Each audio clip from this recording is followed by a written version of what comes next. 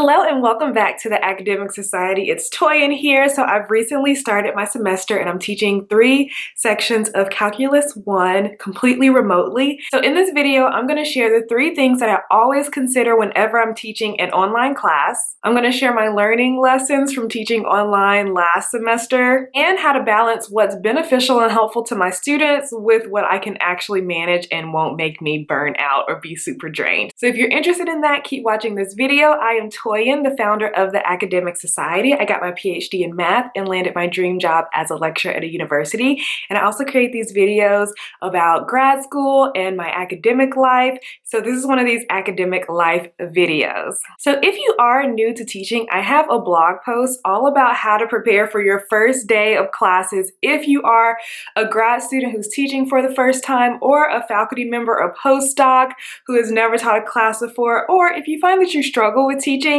I think that blog post will be very helpful for you, so I'll link it in the description of this video. First, I would like to talk about what my class is so you have an idea of what it's all about.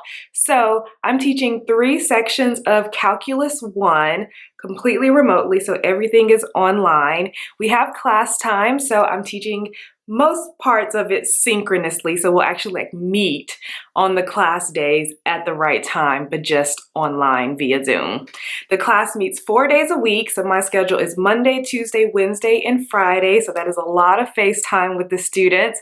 Luckily at my school, Calculus 1 is part of the small class size initiative, so I have at most 19 students in each class, so total I'll have about 57 students that I'll be teaching, and luckily I'm only teaching 1 class, so 1 prep, 3 sections. First, I want to talk about the things that I always consider. So there's 3 things that I always consider every time I'm teaching an online class. And the first thing is, how are my students going to receive the content of the class? Number 2, how will I be giving the assessments and how will the students be taking the assessments? And number 3, what does communication look like in the class? So let's walk through each of those and what I decided to do in my class. All right, so first, how the content of the class will be delivered. So I don't know if you remember, last semester I taught pre-calculus, and this is a class that I redesigned myself and created lecture videos for a flipped class. So it was so easy to transition into an online class because I had all of the content for the class already created. For this class, I am not the one in the department who made the content. Actually 2 other people in my department made the content for the class. So it was like, oh my goodness, I have to give up control of creating the materials myself and use someone else's materials. But at the same time, I know these materials are amazing because all 3 of us created our materials at the same time after participating in an active learning summer seminar program. It was a whole month-long thing. So I know and I've seen that their videos are amazing. So I did have to get over that hurdle that I'm not the one creating the materials for my students. So therefore, how do I show my students that I'm invested in the class and that I'm actually putting in the work? Because students will check out really quickly if they can see that you're not putting in as much effort as them. So here's how I decided my class will run. So before class, the students will watch the pre-class lecture videos. And as they're watching the videos, there are actually handouts that create a shell of the notes. So they're actively writing notes as they watch the videos, because students, sometimes they can be lazy and they'll just sit and watch the videos and not take any notes. And especially in math, that is not a good idea. That is not how you learn math. So we have made it so easy for them. We've created a shell of the notes with blank questions that they can fill in as they watch the videos. And then after they go through the lesson and practice problems, they have to complete a pre-class assignment. And this is 2 or 3 questions that just basically test, did they comprehend what they learned in the videos? It's not harder. It's about the same level as the content in the videos. And so they have to submit that before they meet me in class. In class, that's where we do the face-to-face time, and by face-to-face, I mean screen to screen via Zoom. And so here's how I like to structure my days.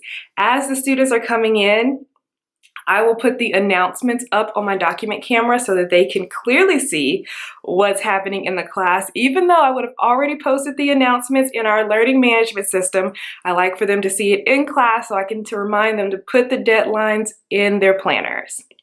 And then I will actually put my face back on the screen and do attendance. This semester, I've decided to do attendance in a fun way by asking a fun question, and they will submit their answer in the chat. I save the chat. That is the attendance for the day.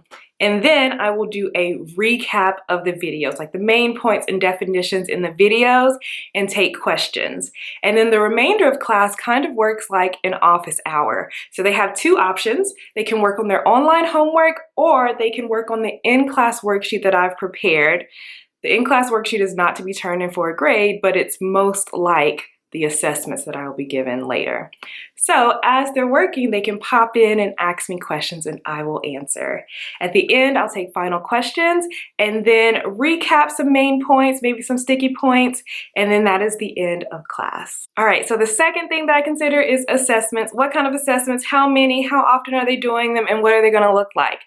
For me, I know that in a math class, especially a lower level math class like Calculus 1, just having tests is not enough. Your students need to build up and be scaffolded to the test. So I like to give weekly quizzes, and I actually decided to do 2 quizzes per week because we meet 4 days. That's a lot of days, right? So on one day, my long day, my 75-minute class, I'll have my students do group work and then take a group quiz at the end of class so they can talk with each other, bounce ideas off each other's open notes. And then at the end of the week, they'll have a solo quiz at the end of class where they answer a few questions on their own, also open notes. And then I have 3 tests and 1 final exam, and those are all of the assessments for the semester. And then finally, communication. So this is a completely online class, and the way that I explained to my students was, okay, so when you're in class and you have a question, you may raise your hand, ask the question out loud. The whole class will hear your question and your answer. In an online class, you will likely be emailing me questions. I don't want to get the same question over and over and over and over again. So I decided to use a platform called Piazza. It's like a discussion board type of thing where students can ask their questions, and they can do it anonymously if they want. And they would submit their work to say, I have been working on this problem. I get stuck at this point. Can someone please help me? And then I can answer the question once and the whole class can see my response. Also, I've encouraged my students, if they know the answer to a question, they should answer it. And so far, 1 student has done that within the first week, so that's awesome. If students have a personal question or want to talk about their grade, they should email me personally. All right, so how did I come up with these decisions for my class? Well, it's based on the lessons that I learned last semester where I taught completely remotely. I taught pre-calculus and applied linear algebra last semester. So here's one of the lessons that I learned. Zoom breakout rooms should be a novelty. So I did them completely differently in my 2 classes last semester. In pre-calculus, I tried to just take my flipped class and make it online. And so they would work in groups every single day that we met, which kind of got stale and old on Zoom. However, in my applied linear algebra class, I had the students work together every other week, and they seemed very excited about it, and they had a group quiz at the end. I was like, okay, well, group work should be more of a novelty. So I'm gonna try to do it once per week on my long 75-minute day on Tuesdays. So I'm gonna do the group work and then a group quiz at the end. Another lesson learned, I think the students really need to see my face to encourage them to actually show their face, especially when they're working in groups. Since I use a document camera, I'll try to put a clip of what that looks like here. But since I use a document camera, the camera is on my paper and they see me writing and they don't see my face.